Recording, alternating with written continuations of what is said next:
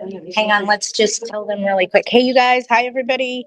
Just so everybody knows, I am live at AGLA today with a lunch and learn. I'm going to show you. Hey. So it's questions and answers. Pick Patty's brain. You guys are more than welcome to listen. If you want to ask something, you're going to have to speak up, okay?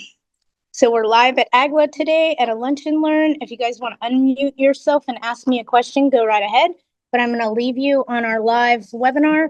This is a Pick Patty's Brain live lunch and learn. So we have AGLA members here to pick my brain and ask me lovely questions. So we're going to get some answers today. You guys are more than welcome to listen. If you have questions, just unmute yourself and ask me out loud, please, because I am not going to be watching or monitoring the chat. Okay. Hi, everybody. That's a good question for today. Okay. You said,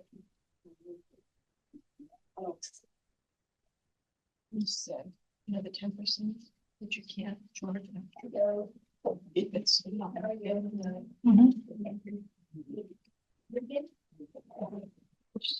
Just right. But feed that to me today, because that's going to make so much sense. If I email you, what's your normal turn? I know you're being busy. What's your normal turn? Where are you emailing me? Well, you had left me phone one of them. Widget@agla.org. I see those on Mondays, Thursdays, and Fridays. Okay. So if you email me on Friday, I'm not after 4:30. I'm not going to see it until Monday. Okay.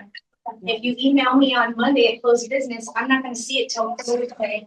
So don't get frustrated when it takes a few days for me to respond just because of the days that I work here. Okay. On my days off here at AGLA, I don't check my work email here. I thank you for laughing, girlfriend. I just don't. You can always email me also at widgetsway.com. And if I don't answer you at AGLA, I'll answer you at Widgets Way. Okay. Some people just CC both so that they go both directions. Okay. And I'm fine with that. Okay. I can probably tell you this. Do you use city phone? So it's a. I'm taking my shoes off. I hope nobody cares. I might be ditching my clothes too. It's my last time, or it's telling me we're live. Yeah, let's get out of that, back into our Zoom. Anybody that's joining us today, we are live with a lunch and learn at AGLA, and it is a Ask Patti questions, pick Patty's brain. We'll get started here in a little bit. You guys are more than welcome to listen. If you have a question for me, please unmute yourself. Otherwise, I'm not going to be monitoring the chat, okay? But you're more than welcome to listen to our questions and answers today. I'm just going to leave you sit right here. And if you have one, unmute and start screaming at me. I'll hear you, I promise.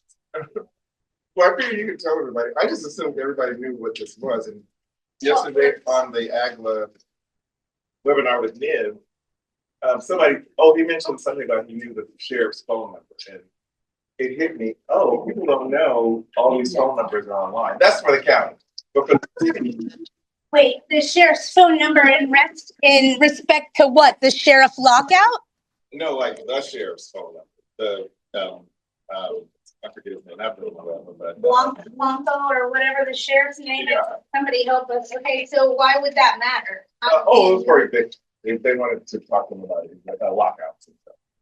But okay, that's another thing. Okay, just so everybody knows, sheriff information regarding lockouts is public information and is available on their website. All you got to do is put in your court case number and it'll tell you when the lockout's going to be. That's for LA County Sheriff's Perk.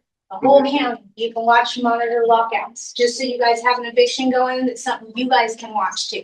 But while I was on the call, I was trying to get some information about the housing department and my capital improvement application. Okay.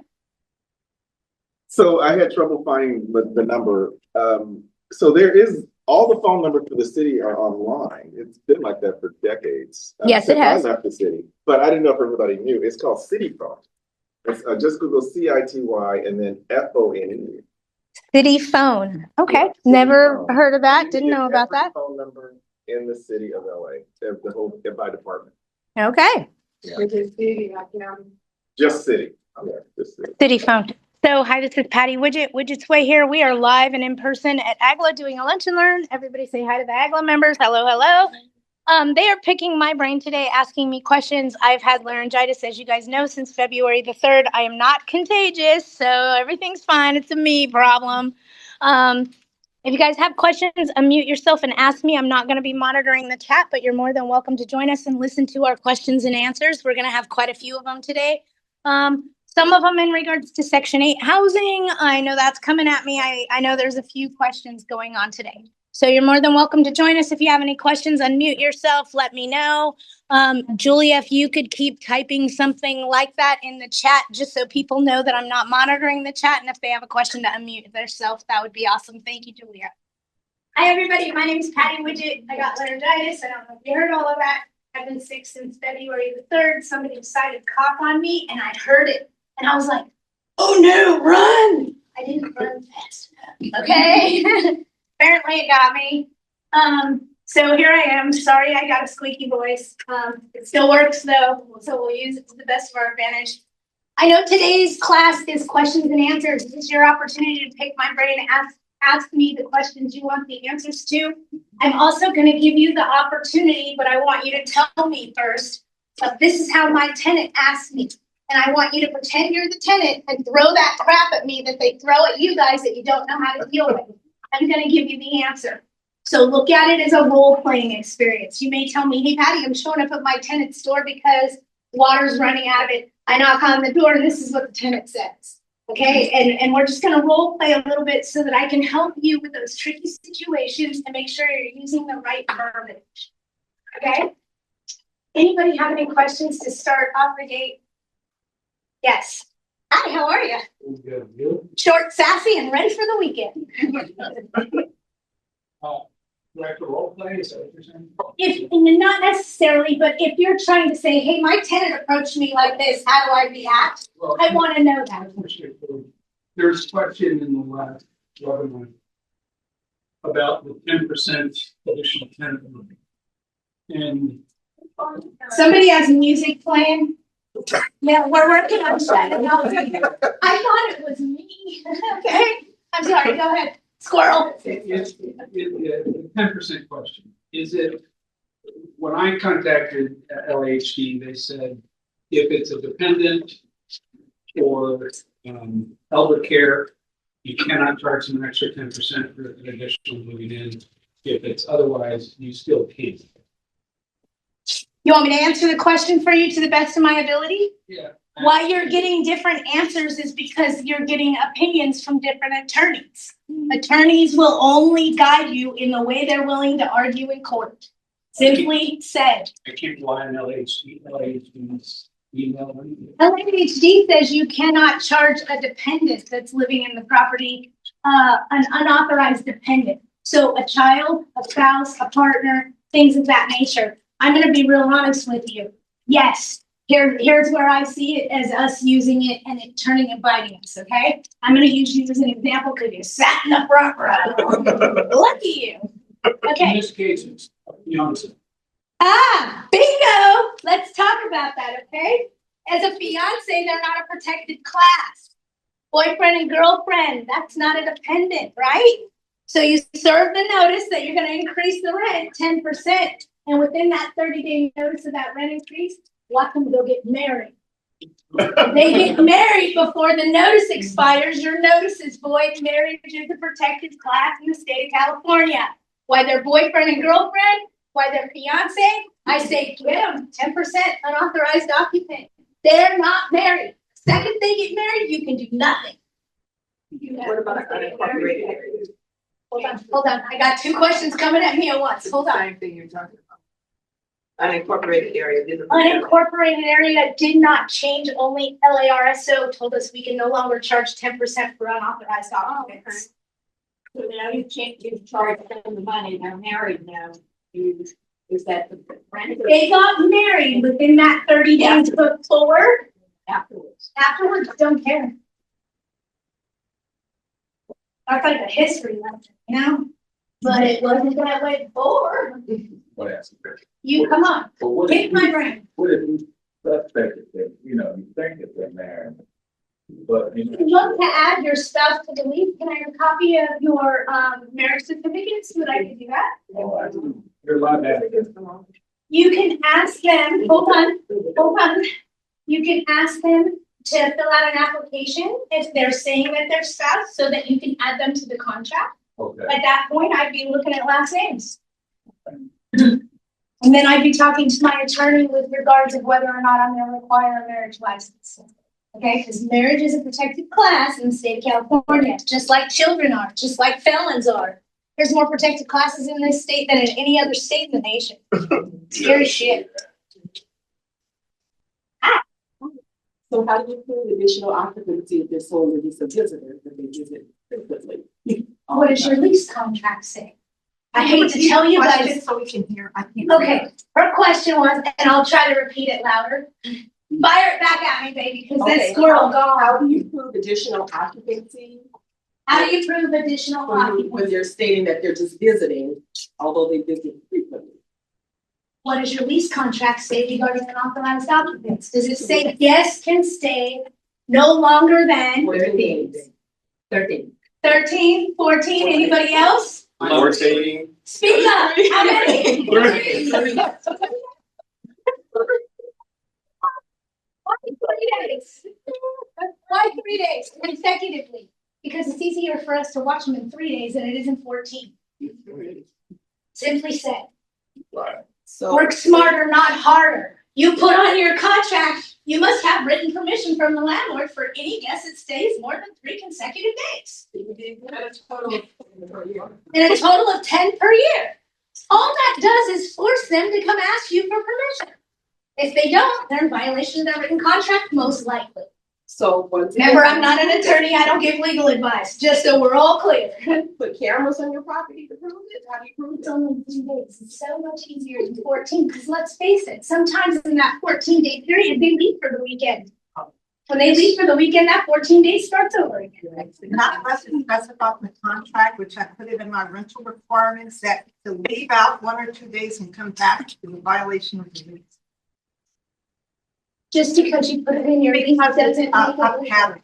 I understand, but mine's 3 days, because I can catch them easier in 3 days than I can in any other time period. So 3 days or 10 days in a 12-month period. It's good business practice. Everybody got that? Everybody got the why? It's easier for us to catch them in 3 days than it is in 14. Right? Yes. You mentioned the sheriff lockout. Why is it taking so long, and maybe how can you speed up that process when you're going through an eviction? I love you for asking me that. We can't speed up that process. There's nothing we can do about it, and it sucks because it's not the regular sheriff that does the lockouts, it's civil service. So when you hear that they're making cutback at the sheriff's department, they're cutting back at civil service, at lockouts. They're not cutting the cop that's on the beat. Yeah. They're cutting the cop that goes and kicking people out of houses where we need them. They're down to like 2 sheriffs per the county. At one point during COVID, it was in 2023, it was taking 6 months for the sheriff to do the lockout. I was having writs of possession expire prior to the sheriff being able to implement it. A writ is good for 6 months, just so everybody knows. I had 2 cases in LA County where I had to go back to the sheriff or back to the court and have them reissue the writ because it expired while it was in sheriff's possession. Now they're taking 4 to 6 weeks. 60 days. I'll take it. It's better than 6 months. Yeah, that's true. All day long. Okay? I watch their website Oh, and know that it changes by county. I'll tell you right now, in Riverside County, that's where I'm at. Riverside County isn't taking 60 days. Riverside County is taking about 4 to 6 weeks. So San Bernardino County, they're much faster than LA County. It's been 60 days. I'm out in Riverside County. Interesting. Since you got what? So we got awarded possession of the property back in end of November. So no sheriff lockout. They told me 60 days, and it's already been almost Who's your legal counsel? Dennis Block. Contact Dennis Block's office, ask them what's taking so long, and also go look on San Bernardino County Sheriff's website and look it up yourself so that you don't have to listen to what someone else is telling you. Yeah. Okay?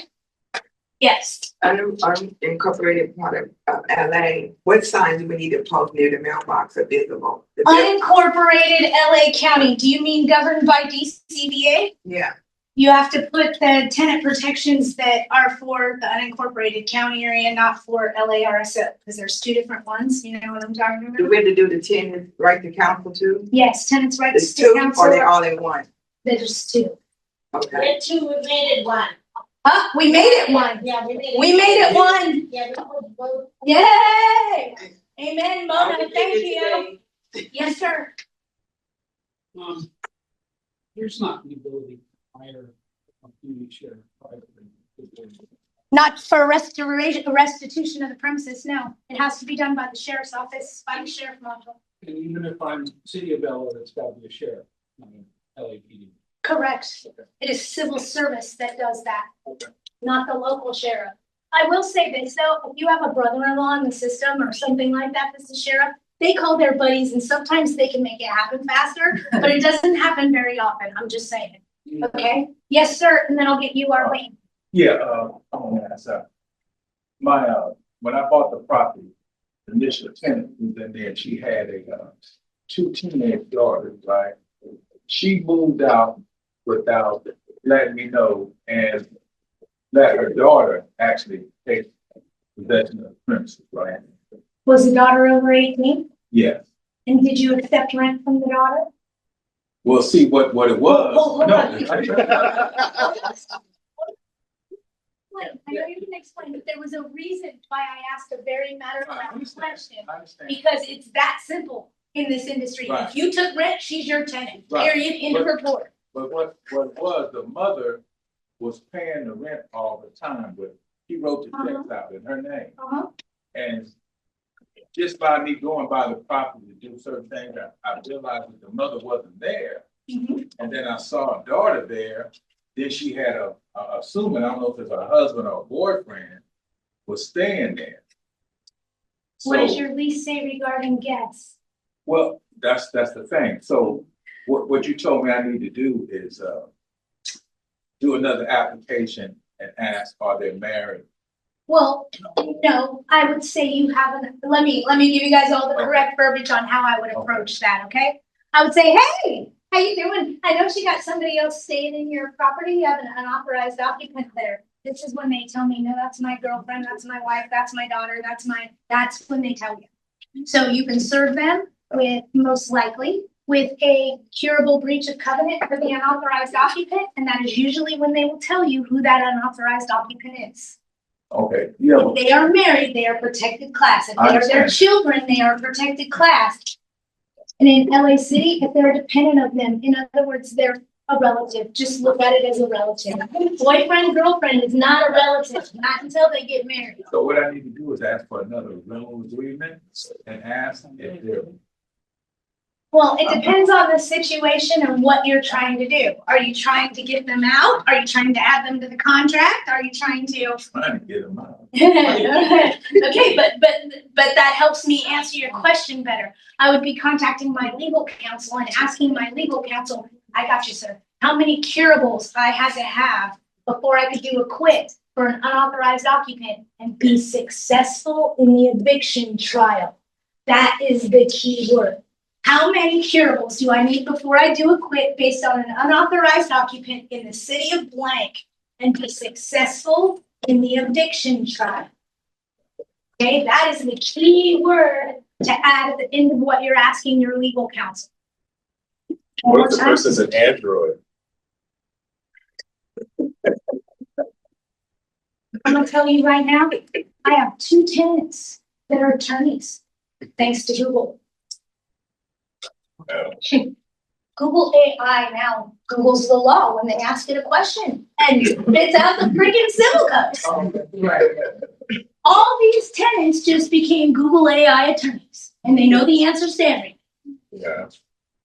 I'll tell you this, read that stuff. You could tell it's AI generated. Okay, read it. Tenants don't talk like that. What did I say? Tenants don't talk like that. Usually tenants don't talk like that. They don't use legal terminology. They aren't aware of it. It's Latin. It's a different language. Attorneys speak it, not you, not I. We don't talk like attorneys do. We just don't. They have their own. Attorneys don't. No, attorneys have their own little language. It's weird. But when you get one of those responses, I immediately know AI wrote it because my parents don't talk like an attorney. They don't have the Latin knowledge to utilize it in a form that an attorney would. Yes, sir. And I'm sorry, I'll come back to you. I forgot, but I saw it out of the corner of my eye. I'm At fired. what age did they cease to be children and they're now adults? Okay, They're still They say- independent of the original tenant in LARSO, and you cannot charge them additional rent if they are dependent of the original tenant. No matter how old. so the 55-year-old guy moves in, That's a son. And has a 17-year-old child. That child now becomes 18 in the property. 55-year-old is supposedly the son. Well,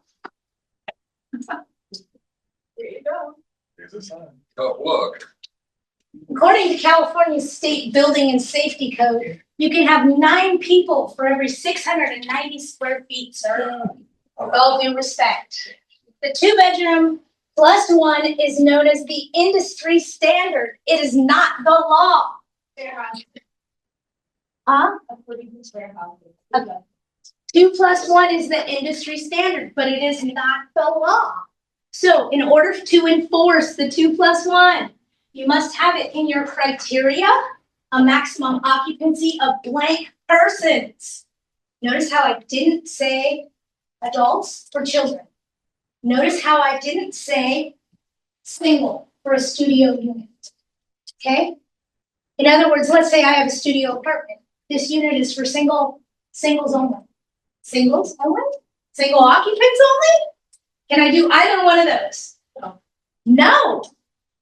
Single means not married. Use numbers.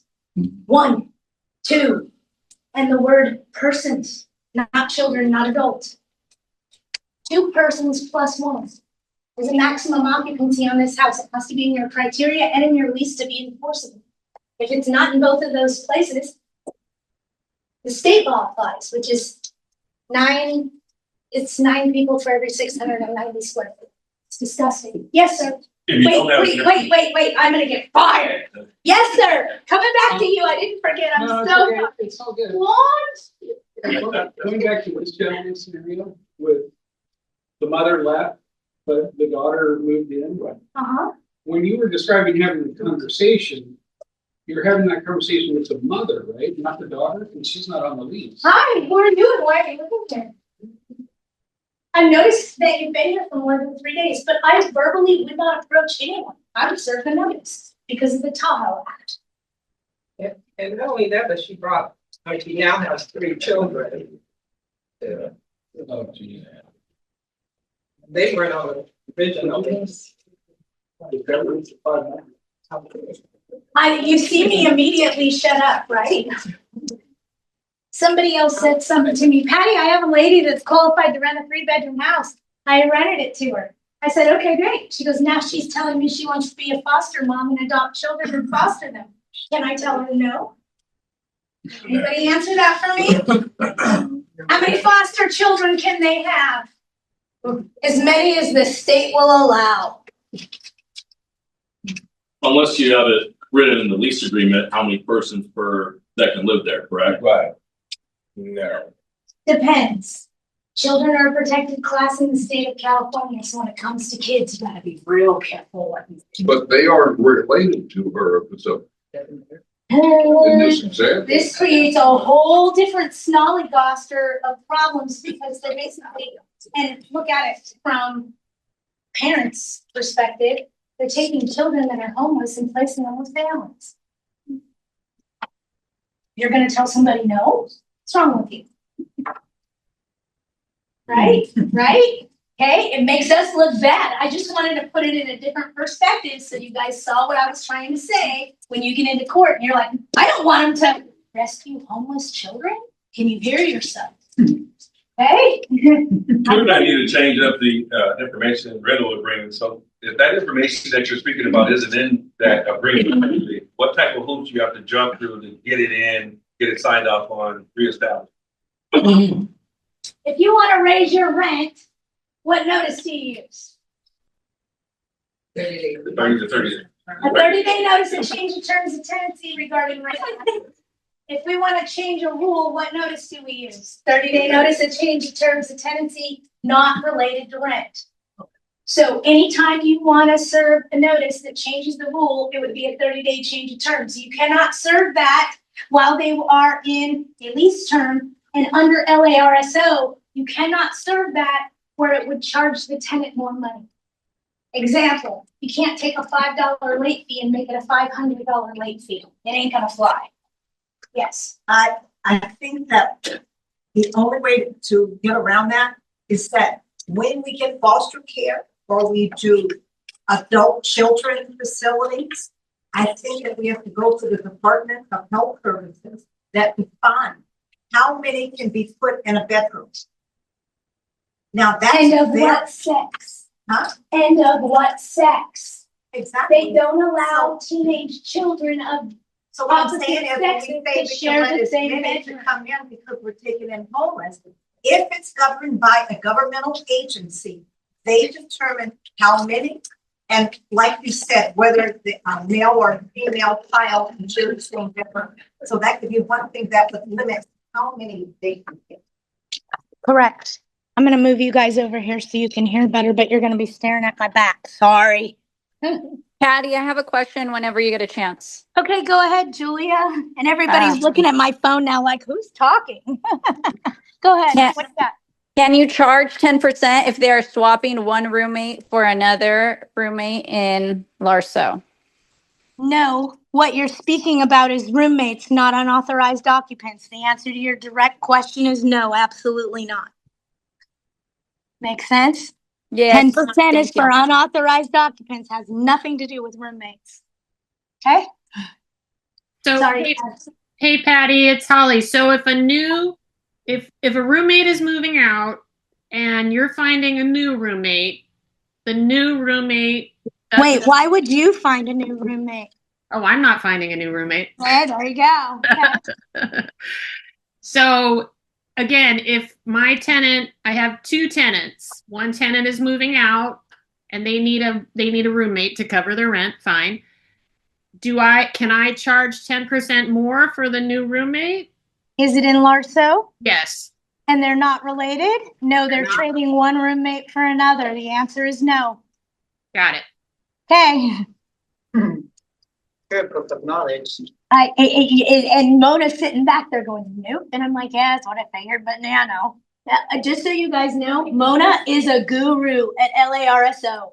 If you guys have questions regarding LARSO, yeah, I know about this much. Mona knows about this much, okay? No joke, she is a guru for LARSO. She knows it like the back of her hand. Yes, sir. Speaking of LLSO, 3% rent increase. Yes, sir. Can you or can you not increase the security cost by 3%? In LARSO, you can do the security deposit at this time. Under DCBA, you absolutely cannot. So what I'm trying to say is over the course of time, we've always said it's really good management. If you're going to raise the rent, to raise the deposit. It's a really good business practice. In some municipalities, they will no longer allow you to raise the security deposit after inception. Off the top of my head, number one is anything governed by DCBA, which is 144 unincorporated cities within the county. The other one that I believe requires it is Santa Monica. Could be wrong.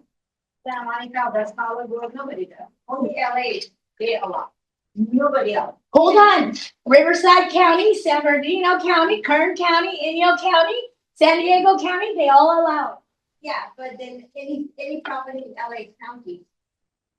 No, only LA City. You guys got it? Unincorporated LA County will not allow you to increase the security deposit after inception, meaning after they move in.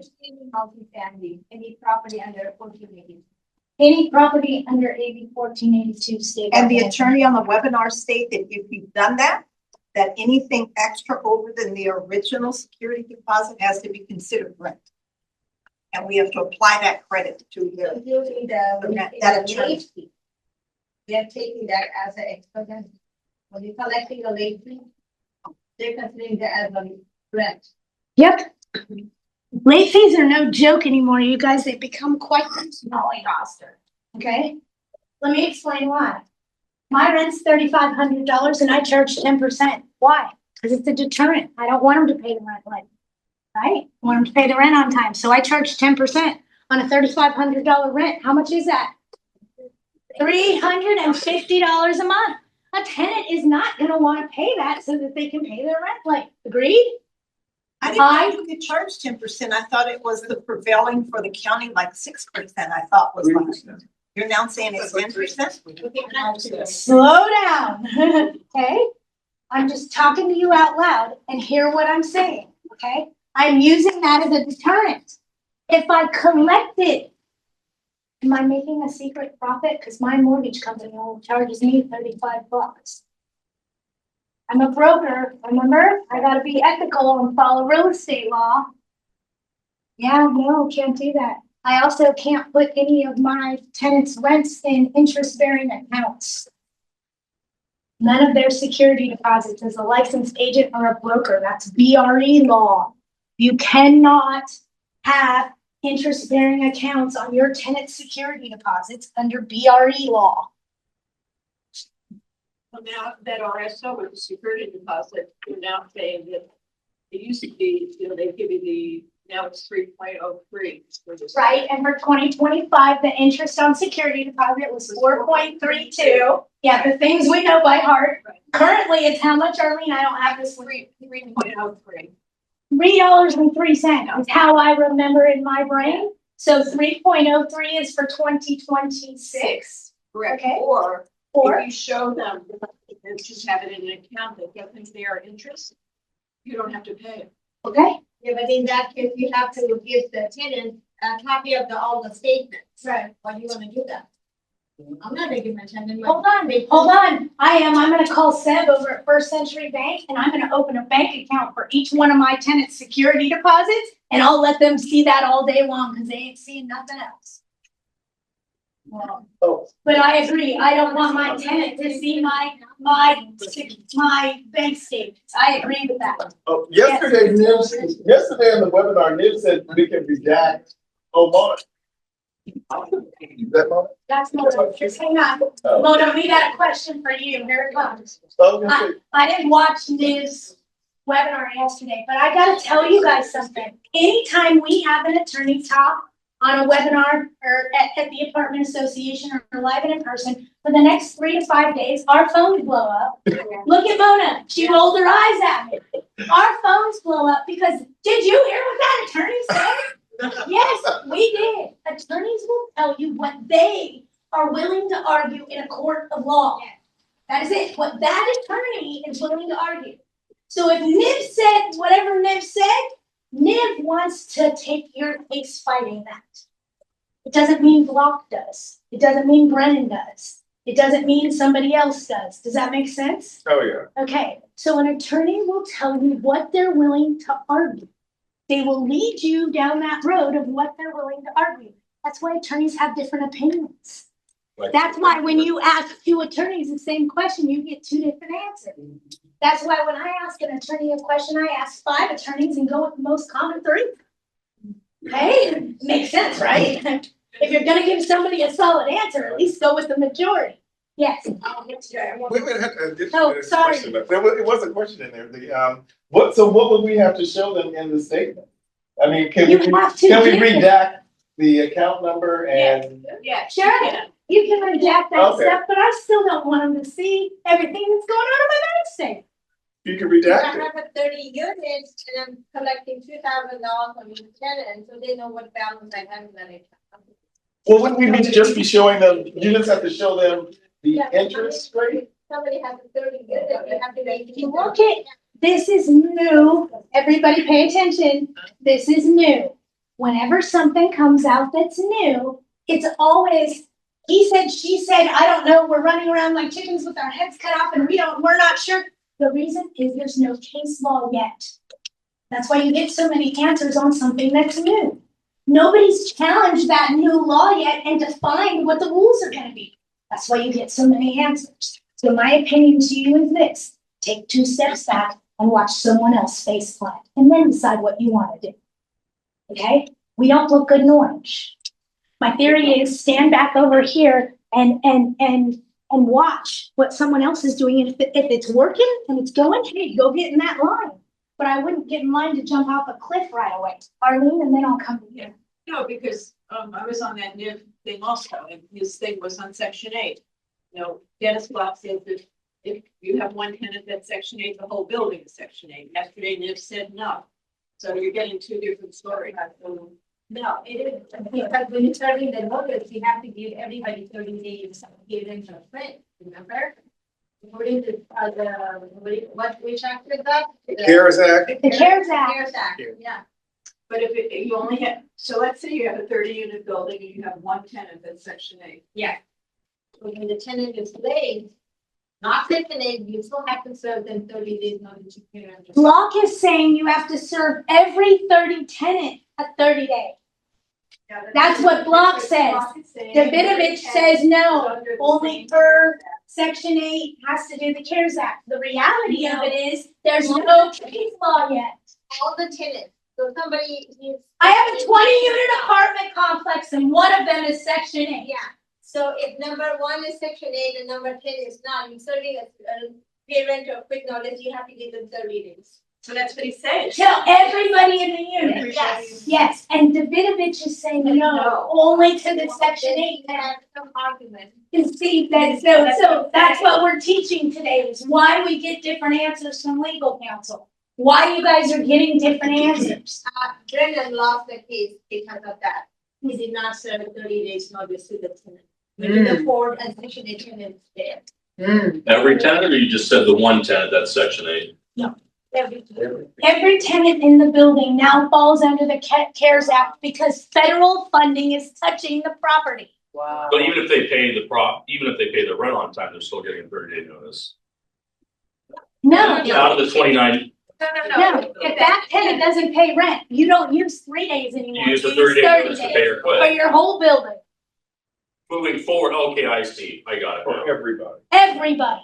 Tenant in unit number 2 is on section 8. You Got have it, 20 units. The other 19 units still get a 30-day pay rent. If they only pay rent, not just Subject everybody's to the getting a CARES notice. 'Cause Act. what I heard Correct. was everybody still gets a notice, and that didn't make sense to me. No. I got it. Everybody gets a 30-day, a 3-day is gone. Yep, I got it. Is that for unincorporated areas of LA? That is for anything subject to the federal funding, so the CARES Act, anything section 8 or the BASH program. Those are the 2 that are covered right now. Yes. I want to discuss their appliances. Appliances. Let's talk about appliances. Everybody's sick of that, right? Okay, let's go. I'm gonna give you the lowdown real quick, okay? I want to go ahead and you might answer some of the questions I have. Okay, and then I'm gonna come back to you and go, what did I miss? Okay? So check this out. Your tenant calls you and says, hey, I just found out that you have to provide me with a refrigerator under the new law AB 628. And we panic, and what do? We go right over to Home Depot and Lowe's, we get online, we order a refrigerator and send it to the house. What in the hell are we doing? I don't either. We need to be going to the Goodwill. The reason they're asking you for a brand new refrigerator is they think they get a brand new refrigerator with ice maker and things in it. Coffee. No, you go find the ugliest green avocado. It's only gotta work. Okay? It has to be efficient to the unit size. So don't make a dumb mistake and go put a mini fridge in there for them have a family of 4 in a 4-bedroom house. You're hanging yourself. It's just stupid. Don't do it. It has to be efficient to the unit size. And let me tell you something. If you think you're just going to go put a mini fridge in there, that ain't efficient. We need a freezer too. Treat others as you would want to be treated and you'll avoid lawsuits, okay? Hang on. Let me get back to the refrigerator. So they call you and tell you they want a new fridge and you tell them, oh, I'm going to go to the Goodwill and get you one that works. And they're going to go, wait. It says you got it. No, you don't. You have to give them one that works and is efficient to the unit size. That is what the law says. That 10-year thing fell off. So don't talk about it. It doesn't exist. Not being recalled. And not being recalled. So you can't give them a refrigerator that's been recalled. But isn't that for the new tenants as of January the 1st? January 1st, 2026, for any new tenancies coming in or any tenancy that renews. Let me ask you guys a question. When does a month-to-month tenancy renew? Monthly. Every month. So you better have an addendum on file right now that says the tenant's providing their own at this time. And in the event they want the owner to provide theirs, they'll give them a 30-day notice. Yeah, not like the zero I want now. No. 30 days notice. Yes, and that's what it says in the new AGLA lease, so you guys can steal the verbiage out of the AGLA lease. I'm not giving you legal advice. Go take it out of the AGLA lease, okay? But that's where it is. We didn't win on the oven and stove. We have to provide it. Period. End of report. There's no wiggle room there. On a refrigerator, we do have a little bit of wiggle room where the tenant can provide their own as long as they're signing something stating that they are providing their own at this time. Keywords there are at this time. Let's look at it this way. From a landlord's perspective, refrigerators and stoves just became water heaters. Everybody understand that? Yeah. What do you mean, Patty? If it don't work, they don't owe rent. We have to provide it, and the likelihood of them bringing their own is highly unlikely. Any questions? Yeah. So Okay, come on, baby. I thought I got it all. Damn. I have a lot of older tenants, I've been here 10, 20 years, and they're kind of stable in, they're not going anywhere. Yeah, of course not. A lot of things have changed. They probably upgraded their rent like in 2021 or something. So if they'll sign, I don't know, they will sign a new lease. But if they sign a new lease, will I have to provide them a stove and refrigerator? Although Under California state law, yes, ma'am. So should I have a new lease? I would do something. Okay. I would do something. And I'm gonna tell you right now, if the tenant calls you and goes, hey, my stove broke, you wouldn't fix their car, would you? Don't fix their stove either. Go buy them a new one, but go buy used. Just make sure it works, have it installed professionally, do the right thing. Also, on another note, if you have a vacant unit, do not go to the Goodwill, okay? That is for your tenant that's already in there that thinks they're gonna get a new refrigerator. No. If you have a brand new unit and you wanna rent it, make it desirable. Put a nice looking fridge in there. Just saying. Yes. What about the ice maker? Does that have to work inside the refrigerator? Yes. Why are you gonna provide it? Why would you provide one? It's more shit to break, just saying. I'm not providing a ice maker or water in the door of my refrigerator in a property because I don't want to maintain that.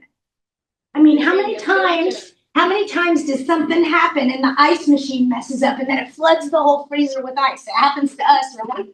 Do you want to be responsible for that? No. So don't even put it in the property. I would bring them the ice cube trays. In the freezer. You know, a little crack thing we used to do? Yeah.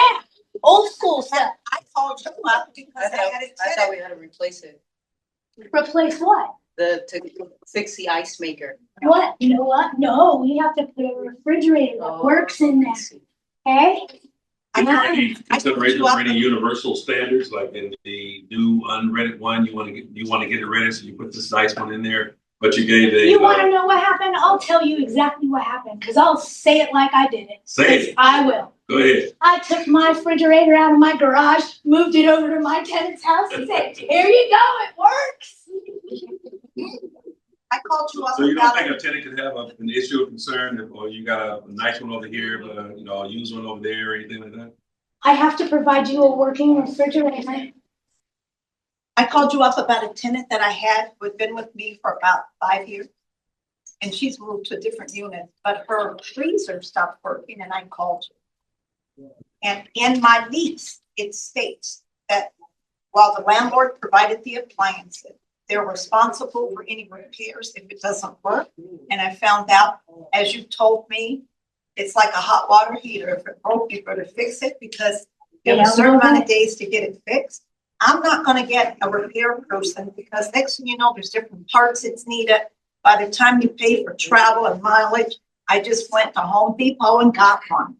I hear you. And it doesn't, you told me, those leases, you can't grandfather those in. Nope, you cannot grandfather in the stove. You may grandfather in the refrigerator. Thank you. There's so much information that sticks in this lawn frame. The refrigerator, you can waive the refrigerator and say the tenant is going to provide their own. And they sign and agree to it, but not on the stove. But You have to provide the stove as the landlord. We And didn't the get any, and the refrigerator, but you can kind of play with the refrigerator a little bit. You cannot play with the stove. because that's health and safety. It's gas appliance. I don't want tenants connecting gas appliances. Good God. Can you imagine? Poof. Well, maybe I do on one of mine. I want to collect insurance on. You know what I'm saying? Just lying. So, I'll get to you though. so we just probably all increased our rents because of the, I hope so. yes, because it's probably gonna be last time, next is gonna be 1% forever. What is everybody saying now? I have two tenants that are saying, why did you do it 3%? So what's the best, latest, modern way of saying, take it or get out?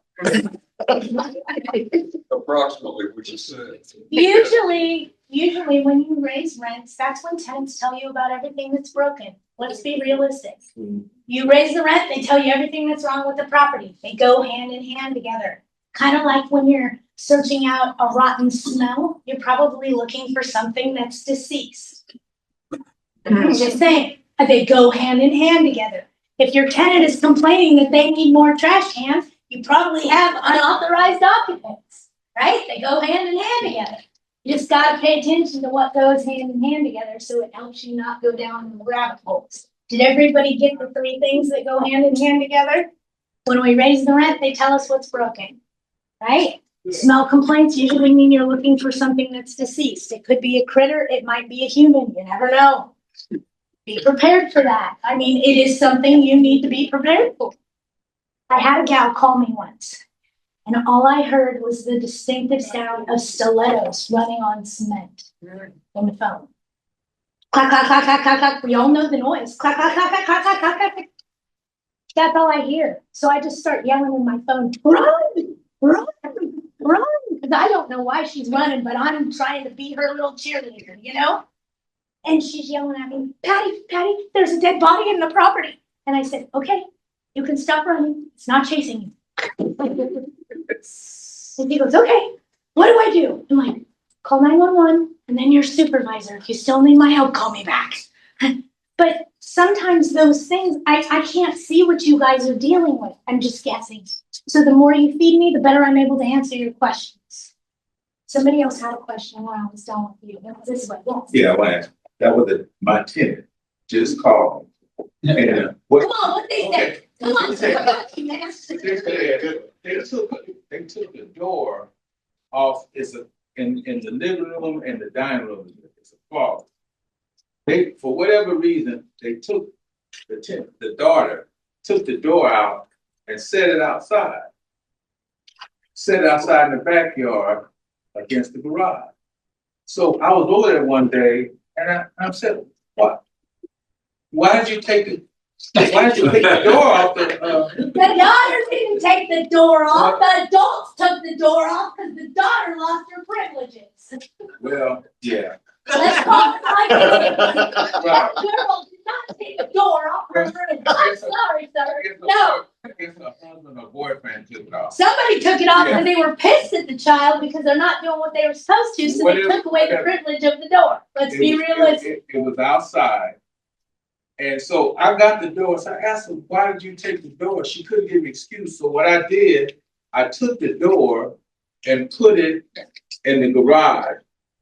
The tenant next door, I have access to that garage, right? So I put it in there so it wouldn't get damaged. Now that was her calling me, wanted to know when am I putting the door. I said, well, you took it off. You take it off. I have to strip it and I said, I'm gonna strip it and repaint it because it was chipping, paint all off of it. So I said, I'm gonna have to strip it and paint it. So that's her calling me, when am I going to put the door? I said, as soon as I can finish it. So what should I do in a case like that? And then he said, well, we painted we painted the whole interior Without our permission. without our permission. I said, I didn't tell you to do that. This lady, I'm telling you. Give them a 3-day cure or quit notice for making modifications to the property without written consent of the landlord, not only on the painting, but by removing the interior door. They're also causing such damage to the property. Once you pay someone to paint and refinish that door and rehang it, you're gonna bill that expense back to her. So I give her a 30-day letter to quit. 3 days, cure or quit. Look, if the tenant doesn't pay the rent, it's a 3-day pay rent or quit, unless it's subject to the CARES Act. Okay? For any other lease violation, it's a 3-day cure or quit. Cure or quit. A quit can be used, nobody write this down, okay? I'm just giving you information. After the 3-day curable breach of covenant comes in place, also known as a cure or quit, they may ask you to do a second one. They may ask you to do a third one. They may ask you to do a fourth one. They want to prove that this tenant ain't following the rules, okay? And then the attorney will say, now we serve a 3-day quit. You can't fix this, get out. Okay? You don't ever serve a 3-day quit. It's over your pay grade. It's over mine. So what you're saying is you give them 3 days, curable to cure the problem, but more than once. In LA County, they take between 5 and 7 curables before you can do the quit, depending on the severity of the violation. You have to get them in LA. And during that time, you are not collecting rent. Just like eviction. You're lining up to do an eviction based on a nuisance. So you need to be right there with your legal counsel, because when you serve a cure or quit, I got you, sir, I'll come to you. When you serve a cure or quit, they have 3 days to correct that. On the 4th day, you should be serving a 24-hour notice to enter to go in to see if they corrected it. And if they didn't, you should be serving another 3-day curable breach of covenant that says second request. So, When it comes time to the quit notice, all of those notices should be attached to the quit notice as exhibits. It's a very detailed legal process. So go to your legal counsel. And the only reason I can give you this information is I spent 10 years at an eviction law firm before I came to work for Aggie. I'm not an attorney. People think, oh, you're an, no, I am not, but I've worked with them. Let me tell you. Can I get the form in Akron? A 3-day quit? Yeah. Absolutely, but I'll tell you right now, don't do it. Because the only thing that attorney can argue in court is whatever you put on that 3-day to quit. And if you didn't include all of those curables, your notice is bad. Start over. It's no joke. That's why I say go to your attorney. It's not a joke when you're doing it based that way. I have lots of hands coming up, so one at a time. Come on. Yes. I know that they had said, if it's over 80 degrees, you have to, yeah, well, you know what I'm gonna say. I'm going to tell you guys right now, they're going to make us provide air conditioners. I could tell you when. You ready? 2028. How do I know they're going to make us? Hold on.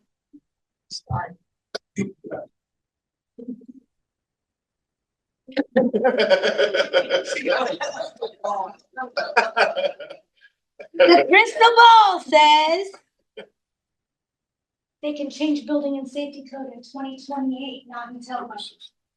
Okay, so we got till 2028 before. In the meantime, they're gonna make you jump through hoops and run around like a chicken with their head cut off. It's coming.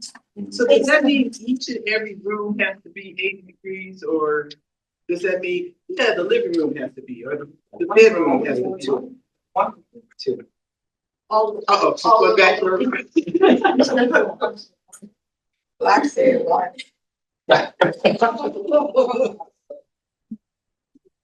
It's certain. You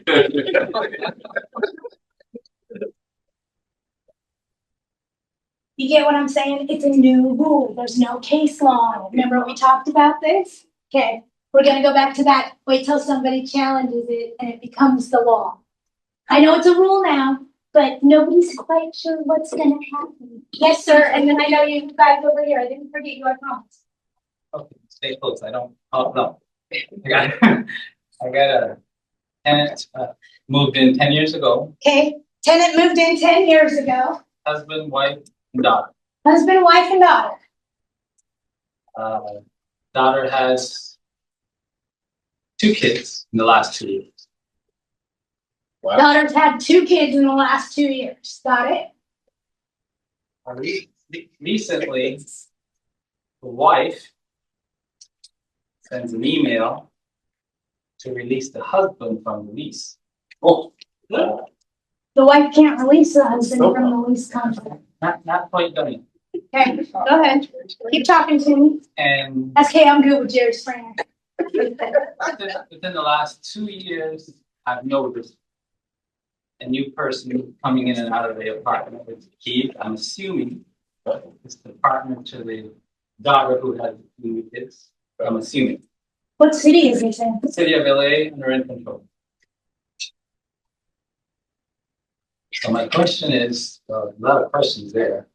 10% for an authorized occupant for the new baby daddy thing that's moved in my opinion. Where's she at? Well, number one, how do I respond to the tenants, the wife's request to release the husband from the lease? I'm That's the sorry, first he thing. has to release himself from the lease. And secondly, if he does send that letter or email or whatever, releasing himself, what's my obligation there? If he does. Stop. If he releases himself from the lease, you're most likely gonna want the verbiage that says, I have no further interest in the property located at, with the full property address all the way to the zip code. What that does is make it so you have no further interest, how could you sue me? Everybody hear that? Yeah. You have no further interest, how can you come back here and sue me? That's what that does. Now, what's your question? If the wife doesn't pay the rent, you start eviction for not paying the rent. We can't control who lives in the property or if their relationship goes bad. Does that make sense? Okay. And he may move out and still pay her rent. We don't know. We don't Well, know. I haven't seen him in the last 2 years or so now, because I mean, I'm in jail every so often. And the wife is the dominant person in the Alpha household. female, yeah, you could just say Is she's an dominant. alpha female, I understand. Whatever. So I'm sure she is the one who controls the rent. I'm pretty sure that he probably have had minimal, very minimal to do with that. So I don't expect going forward. You can't force somebody to live there. And here's the thing, if he passed away and that's why she's asking to have him taken off the lease, I'd be more than happy to remove him from the lease, but I do need to see the death certificate. Why am I asking for that? You're telling me he died. I want to verify that before I go. They're not disclosing anything. She's not disclosing anything. She just said, I'm sorry. I want. He has to remove himself. Now, when I do get, let's assume I do get that, and he does have that verbiage releasing himself. So. Kick rocks with open-toed shoes. So we can just do an amendment of that law? There's no amendment or anything.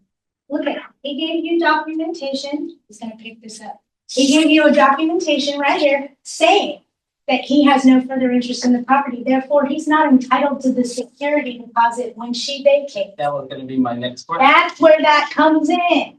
I didn't get to that. No further interest in the property located at and the full legal address all the way to the zip code.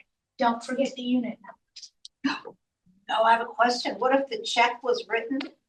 The wife gave you half the security and the husband gave you a check. If he has no further interest in the security deposit, and we don't allocate security deposits. That's if he said in writing. And we don't delegate security deposits until the property's vacated. So even if he doesn't put anything in writing, you aren't gonna do anything until you vacate. You don't refund half a security deposit because they're getting a divorce. I mean, it just doesn't work that way. No, We in the lease it refund states that security it has to deposits. be refunded to the people who provided to you that are on the lease. That's why I take one check for the deposit and move-in funds. Or money orders or cashier's checks. But in his case, what if that didn't occur? Then he's gonna need to speak to legal counsel, but I doubt that it's gonna get that involved. Find out. That was a one check situation. Huh? That's Okay. Okay, yes. Uh, Get you. What happens if we had a leasing agent lease out one of the units or the units and they provided a security deposit